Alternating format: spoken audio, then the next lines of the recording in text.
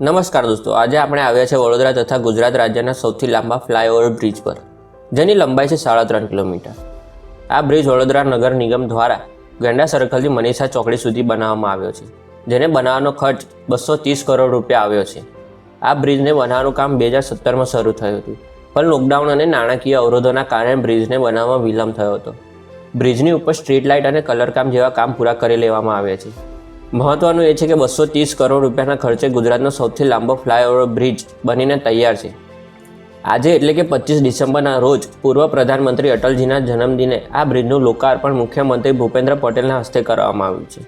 આ બ્રિજનું નામ અટલ બ્રિજ રાખી વડોદરાવાસીઓ માટે ખુલ્લું મૂકવામાં આવ્યું છે.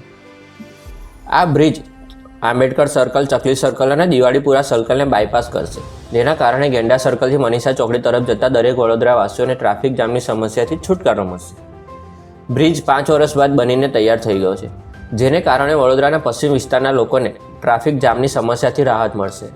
આ બ્રિજની ઉપર તથા નીચે ગાર્ડનિંગ કરવામાં આવ્યું છે, જેમાં અલગ અલગ નાના મોટા પ્લાન્ટ રોપવામાં આવ્યા છે. બ્રિજ પરથી નીચે ઉતરવા અથવા ચડવા માટે અપડાઉન રો બનાવવામાં આવે છે.